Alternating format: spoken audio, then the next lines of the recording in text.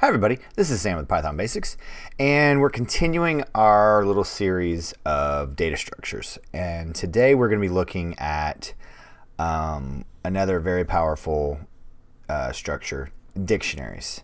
So, all right, let's just go ahead and jump into it. So if you're new here, thanks for joining us. This is what we do. We do topics, main topics, and then maybe branch off. And we've really ventured into these longer formats for this series because, well, truth be told, because you guys have been asking for it. So let's just go get at it. So a dictionary, what is a dictionary? So let's just look at help on dictionary. So it is a key value pair. So what in the world is a key value pair? So you're going to have a key to a door, and behind the door is your information, your value. So I'm going to show you a variety of ways that a dictionary can be created. So we're just going to go through a couple of them. So that's one. And we go two. Just like so. Now, these are empty dictionaries. Now we need to start putting some stuff in them. So now let's start that. D2 equals, and I'm going to copy these so you don't want to kill yourself watching me, because we have a lot of stuff to go over. All right. So here is the first way, which is fairly standard. So what my dictionary is going to represent are letter grades and the number of people who received that letter grade. So all right, so then D2, there we go. So our key is A, then the value is 4, B6, C9, D5, F2. Now, all right, let me show you another way. Now, this one, especially if you have seen Python for a minute, this may throw you a little off, because I remember I was like, no, it has to be a string, because that's a variable. Well, in this format, Python understands that you are telling it that this is a string. So this is completely legal right here. Now the other one that you'll probably really be used to, and if we saw in the documentation for an iterable, iterable, and we'll do mapping next in a second. So now let's pass it for an iterable of a tuple, a list of tuples. So here we are, like so. So we have our tuples, our key value, where we have our key, then our value, comma, key value, and so on. So then I call D4, boom. And it helps if you wrap this in the dictionary. So sorry about that. There we go. What we were expecting. Now, the one that I think is the neatest is the mapping, I think you saw. So let's bring in our keys. Let's bring in our values. So now, a key, value, we have these separate because, and I'll show you later, shortly, why we're doing this, so we can put them together and we can pull them apart, because that's very, very, very important. All right, so now I think we're on 5, D5, yep, D_5.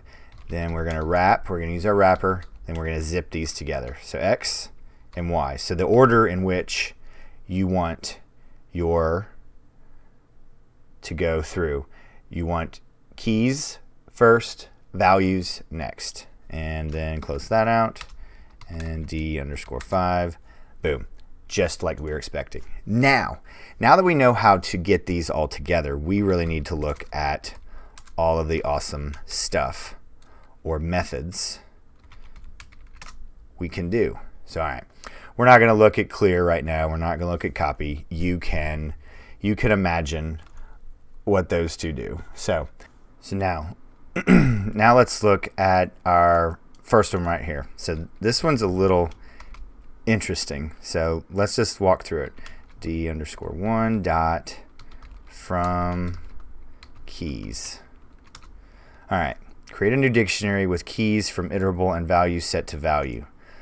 Ooh, so if I were to create let's say before we got started, so we already have 5, but we need to pull from this to start over. So how about we say we have a new class, so D6, we don't have D6, okay, good. D6, and we're gonna pull the keys from here and start over for class 6. D_5 dot from keys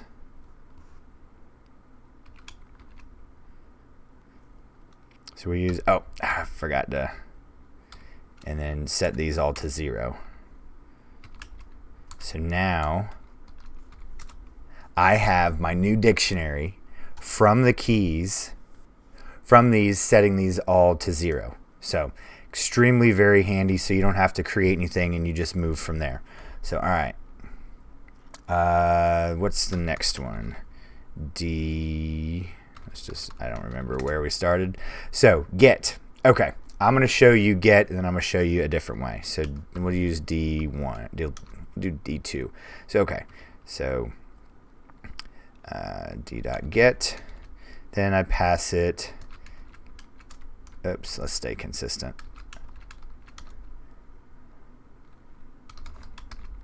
D helps if I use a correct dictionary.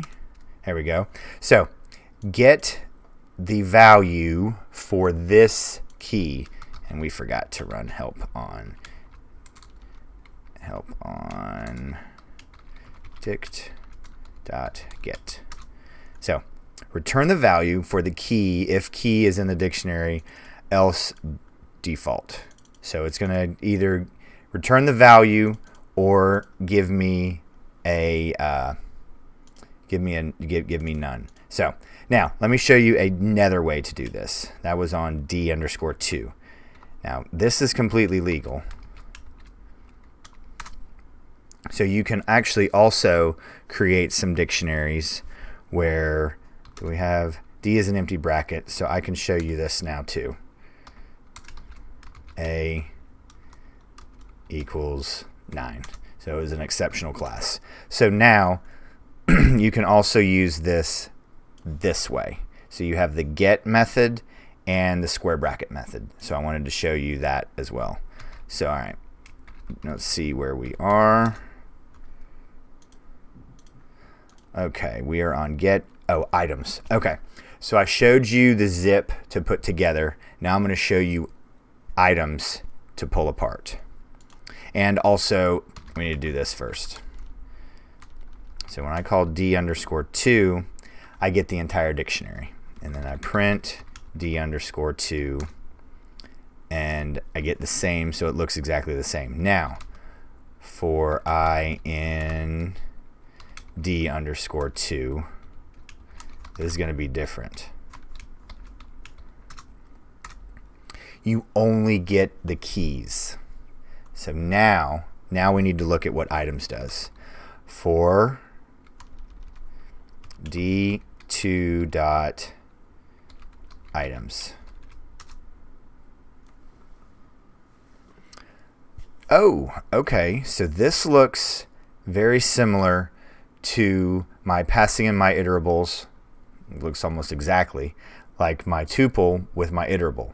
So now, if I want to go through and unpack these and separate these for key V, so kv, my two items, my key value, in d2 dot items, print, boom.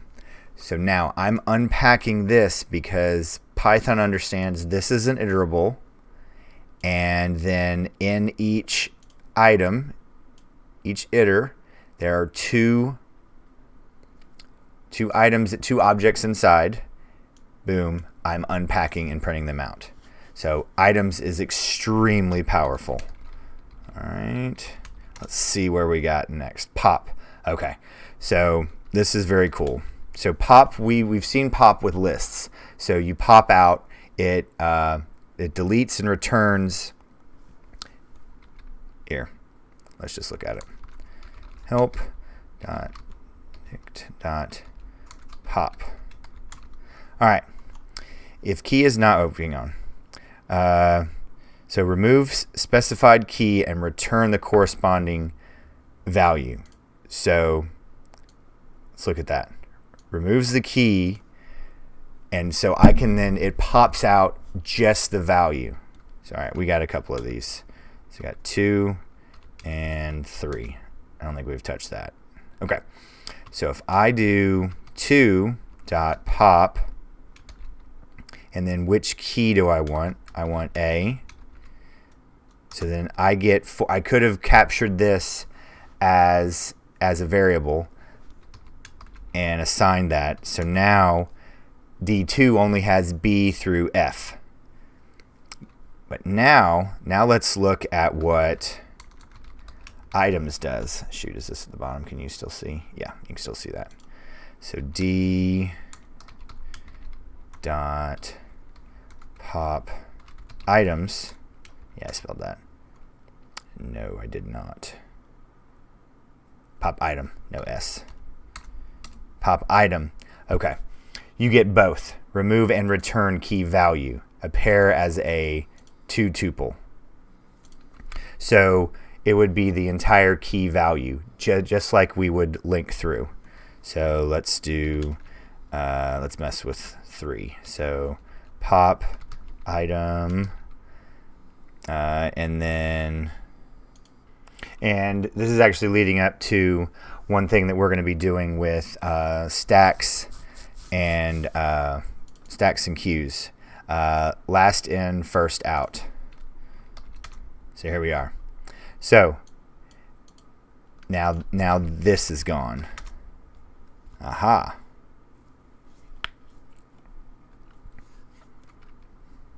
And let's see where we are left with dictionary. We have set default. So this is very cool, just on a smaller scale than from keys. So if I were to do help dict dot set default and de, not just fault, insert key with a value of default if key is not in dictionary. So I can, let's say I wanted to start and I had D7, I think that's where we are, yep. D underscore 7, set default, and I wanted to do A, and start at 0. Now what's very cool, it also then returns immediately 0, because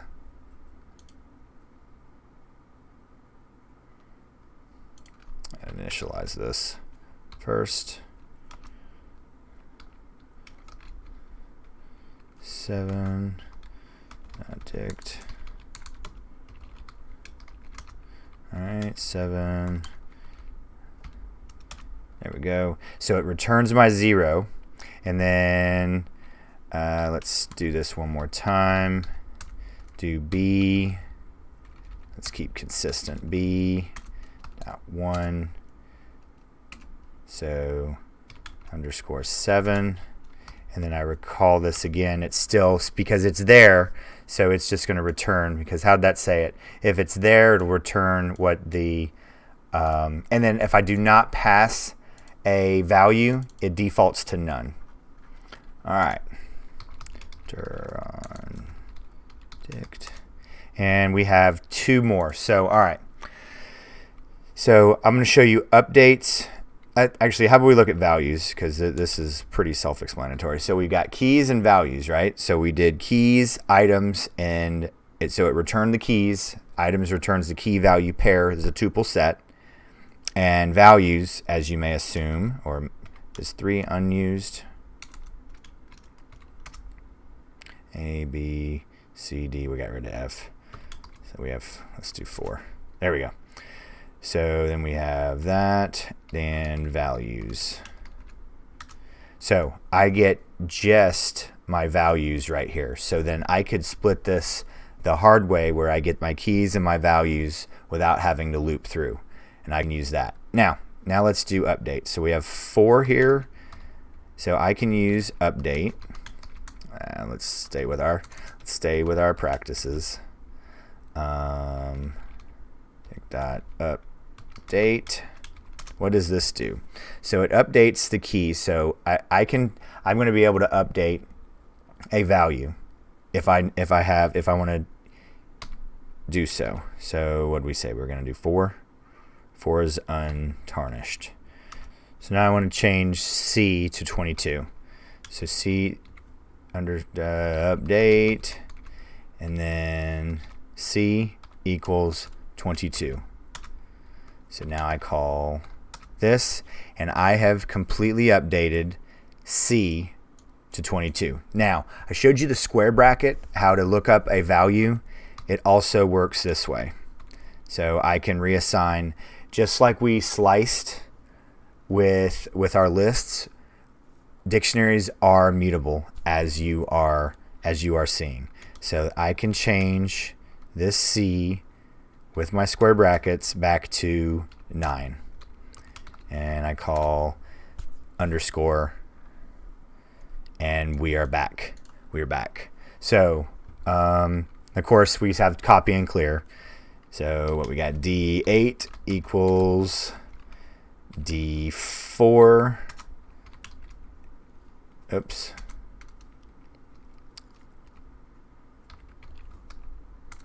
Copy D underscore 8. There we go. And then now D4 is clear. D8. And where'd 4 go? There we go. So there we go. That is all of our methods, and dictionaries are extremely powerful. I've used them in situations where, especially before I got really handy with databases or pandas, and I didn't know how many of something we were going to have. Well, I do need to show you one more thing. So we have been used to having a rule where we cannot. Wait a minute, is D a dictionary yet? Okay, let's do new. So I have a dictionary.